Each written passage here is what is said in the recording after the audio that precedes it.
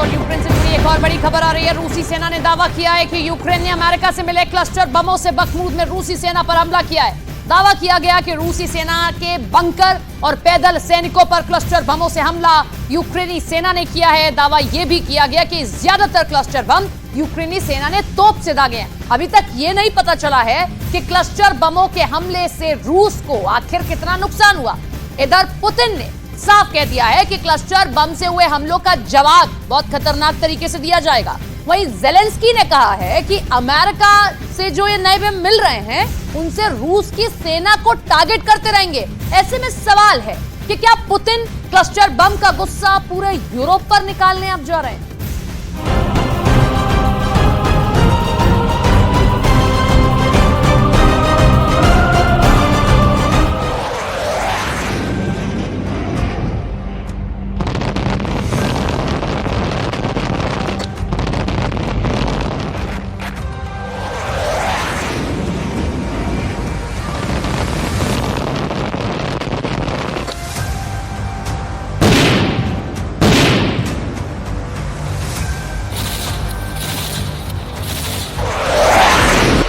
Cluster bomb ऐसे launch होता है और फिर अपने टारगेट के ऊपर ऐसे फटता है। बड़े बड़े धमाकों के बीच यूक्रेन के युद्ध में क्लस्टर बम की एंट्री हो चुकी है। जब से बाइडेन ने ज़ेलेंस्की को क्लस्टर बम का तोहफा भेजा है, उसके बाद रूस के तेवर देखने वाले हैं, क्योंकि अब पुतिन ने दिखा दिया अपने क्लस्टर बम का गोदाम।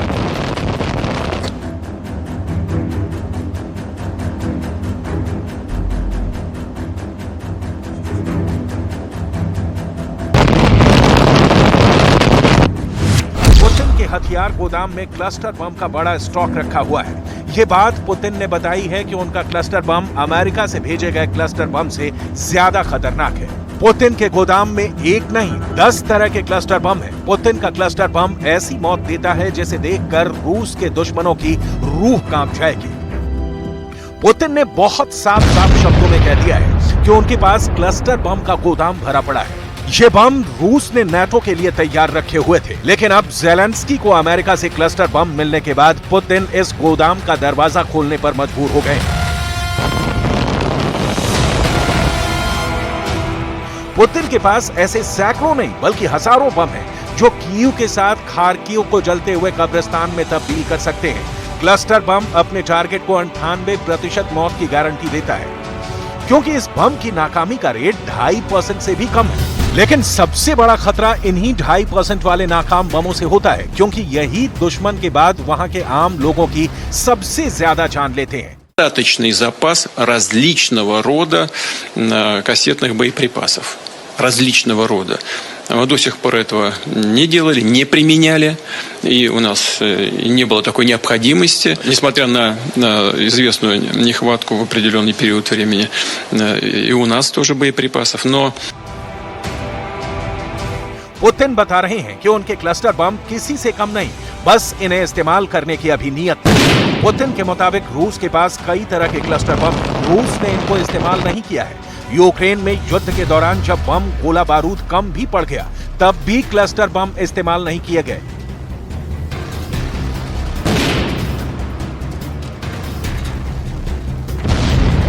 लेकिन अब पुतिन क्लस्टर बम का जवाब क्लस्टर बम से देने के लिए तैयार है। अगर ये बम इस्तेमाल किए गए तो ये अमेरिका का क्लस्टर बम बनाम रूस का क्लस्टर बम वाला युद्ध होगा, और फिर धमाकों की ताकत तय करेगी कि किसके बम में है कितना ज्यादा दम। रूस पहले ही साफ कर चुका है कि अगर रूस की फौज पर क्लस्टर बम से वार किया गया तो 10 गुना ताकत से जवाब दिया जाएगा। अब पुतिन की वार्निंग के बाद ये बात और पुख्ता हो जाती है कि ज़ेलेंस्की को बचकानी हरकत से बचना होगा, नहीं तो रूस तो पहले ही वो बात कह चुका है जिसका ऐलान अक्सर रोडवेज की बसों में होता है, यानी सवारी अपने सामान की खुद जिम्मेदार होगी, और यही बात ज़ेलेंस्की को समझनी होगी। В случае поставки Соединенным Штатам кассетных боеприпасов на Украину, российские вооруженные силы будут вынуждены в качестве ответной меры использовать аналогичные средства поражения против вооруженных сил Украины. पुतिन के रक्षा मंत्री सर्गेई शोइगु ने भी वही बात दोहराई है जो उनके कमांडर इन चीफ का आदेश है, यानी क्लस्टर बम पर पुतिन का फोकस साफ है, वो किसी भी उलझन में नहीं है। और इस पर वो बाइडेन को भी सबक सिखाना चाहते हैं। क्लस्टर बम बहुत ही खतरनाक हथियार माना जाता है। क्लस्टर बम पर 120 से ज्यादा देशों ने पाबंदी लगाई हुई है। इसकी बड़ी वजह समझने के लिए आपको क्लस्टर बम को समझना होगा। ये एक ऐसा बम होता है जिसके अंदर सैकड़ों छोटे छोटे बम होते हैं। ये अपने टारगेट के ऊपर एक निश्चित ऊंचाई पर खुल जाता है।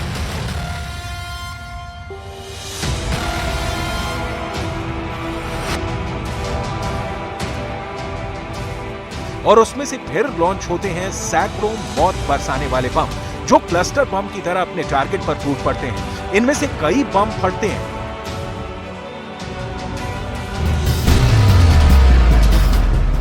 तो कई बिना फटे जमीन पर रह जाते हैं। और यही वजह है कि युद्ध खत्म होने के बाद ये लावारिस बम आम लोगों के लिए खतरा बन जाते हैं।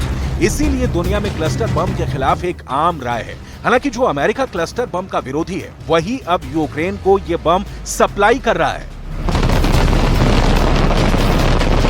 Cluster munition is a controversial weapon that more than 120 countries have agreed to ban because the munition itself, once it lands on the ground, releases little bomblets that some of them don't explode and can kill or maim children or adults, farmers, civilians, years after a conflict is ended. Zelensky जानते हैं कि वो आग से खेल रहे हैं, क्योंकि रूस से जवाब मिला तो उनके पास बचने का कोई रास्ता नहीं होगा, क्योंकि तब ऐसे बम कीव में फटेंगे, खार्किव और ओडेसा में भी फटेंगे।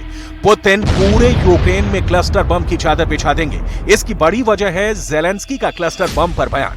ज़ेलेंस्की लिथुआनिया में हुई नाटो की बैठक में कह चुके हैं कि वो क्लस्टर बम का इस्तेमाल रूस के फौजी ठिकानों पर करेंगे और पुतिन इसे बर्दाश्त नहीं करेंगे।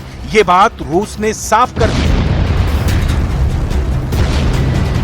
Від Сполучених Штатів Америки щодо рішення щодо кластерних снарядів – це на використання суто по військових цілях, суто на тимчасово окупованих територіях України. Це абсолютно контрольовано і ніде більше не використовується. Повинна бути справедливість. Дивіться, в цьому немає справедливості, то що агресор окупував нас. ज़ेलेंस्की मुसीबत वाला दरवाजा खोलना चाहते हैं। ज़ेलेंस्की वो दरवाजा खोलना चाहते हैं जिसमें दाखिल होने पर सिर्फ और सिर्फ मौत और भीषण युद्ध वाली तबाही मिलेगी। इस दरवाजे में दाखिल होना ज़ेलेंस्की के लिए आत्मघाती कदम जैसा होगा, क्योंकि इस दरवाजे की दूसरी तरफ पुतिन अपना क्लस्टर बम लेकर खड़े हैं। और ये बात तो साफ है कि पुतिन के बम ज़ेलेंस्की को मिले क्लस्टर बम से कई गुना ज्यादा घातक हैं।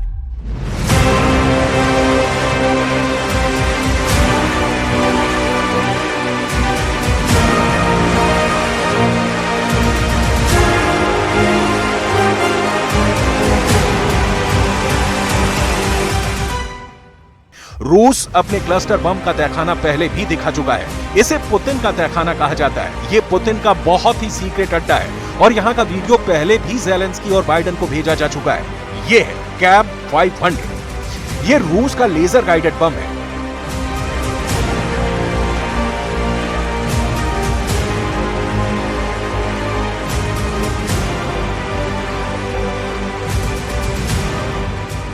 ये कैब 250।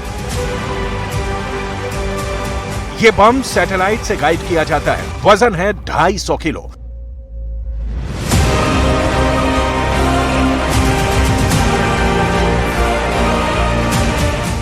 और ये बम देखिए, कैब 500 का टीवी कमांड गाइडेंस वाला बम है, जिसे लाइव कैमरे से मिलने वाले वीडियो के जरिए गाइड किया जाता है। पुतिन ने अपनी हथियार फैक्ट्री की नुमाइश हमेशा की है।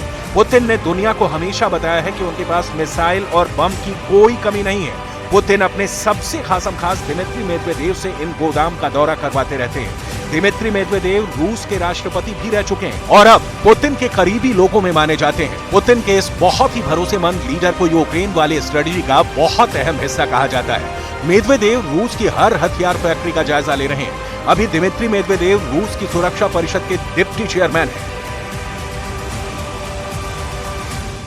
पुतिन ने अब तक अपने हथियार गोदाम से जो मांगा है वो पुतिन को मिला है और अब पुतिन की हथियार वाली फैक्ट्री 24/7 काम कर रही है। पुतिन की हथियार फैक्ट्री देखिए, इसमें टैंक भी बन रहा है, इसमें मिसाइल भी तैयार हो रही है, इसमें ड्रोन भी बन रहे हैं और इसमें बम और गोला बारूद भी तैयार हो रहा है।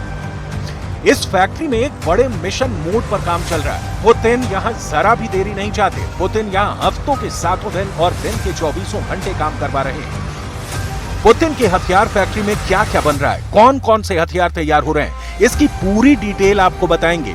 ये ऐसी डिटेल है जिस पर ज़ेलेंस्की से ज्यादा नजर बाइडेन की है, नाटो देशों की है।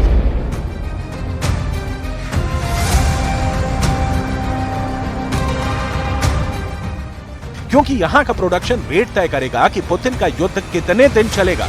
पुतिन इस रेट को 100% वाली गारंटी से बरकरार रखना चाहते हैं। हथियारों का प्रोडक्शन बढ़ा और असलाह तेजी से तैयार हुआ तो पुतिन ज्यादा दिन तक युद्ध कर पाएंगे। हथियारों का प्रोडक्शन थमा और गोला बारूद कम तैयार हुआ तो पुतिन का युद्ध और उनका नाटो के खिलाफ एजेंडा औंधे मुंह गिर जाएगा। पुतिन को अपने हथियारों की फैक्ट्री की पल पल की अपडेट चाहिए। पुतिन की नजर फैक्ट्री के उत्पादन पर है। पुतिन की नजर हथियारों की लॉन्चिंग और उससे थर्राते यूक्रेन के शहरों पर भी है। पुतिन नहीं चाहेंगे कि उनका प्रोडक्शन रेट गिरे। वो नहीं चाहेंगे कि हथियारों की फैक्ट्री खामोश पड़े। पुतिन नहीं चाहेंगे कि यूक्रेन पर उनके हमलों की रफ्तार कमे।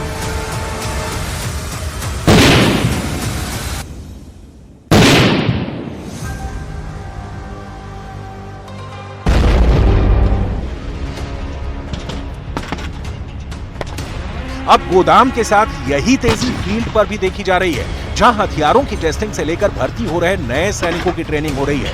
यहां की निगरानी की जिम्मेदारी भी पुतिन ने दिमित्री मेदवेदेव को दी है। ये रूस का ओरेनबर्ग क्षेत्र है और यहां टैंक से लेकर एक इन्फेंट्री के जवान तक फौज की एक एक तैयारी का जायजा लेने मेदवेदेव खुद पहुंचे। मेदवेदेव ने देखा कि टैंक पर कैसे ट्रेनिंग दी जा रही है, बख्तरबंद गाड़ियों को लेकर क्या तैयारी है और नए सैनिक कैसे तोपखाने में काम कर रहे हैं, क्योंकि यही फौजी हैं जो बहुत जल्दी ही यूक्रेन के किसी मोर्चे पर तैनात किए जाएंगे। दिमित्री मेदवेदेव के इस सीक्रेट दौरे की खास बात ये रही कि वो फौजी वर्दी में इस अड्डे पर पहुंचे। मॉस्को से करीब 1200 किलोमीटर दूर दक्षिण में इस अड्डे पर फौज की नई टुकड़ी तैयार हो रही है। बहुत जरूरी है कि उन्हें हर उस हथियार के बारे में काउंटर करने की ट्रेनिंग दी जाए जो ज़ेलेंस्की और नाटो यूक्रेन में इस्तेमाल कर रहे हैं या फिर उन्हें इस्तेमाल करना चाहते हैं। जाहिर है इसमें क्लस्टर बम भी है। यहाँ फौज को परमाणु हमले के दौरान बचने की ट्रेनिंग भी दी जाती रही है। क्लस्टर बम तो उसके मुकाबले छोटी सी चीज है, लेकिन पुतिन ने अब अपने इरादे से जाहिर कर दिया है कि अगर उनके सैनिकों पर क्लस्टर बम गिराया गया तो वो ज़ेलेंस्की को माफ नहीं करेंगे।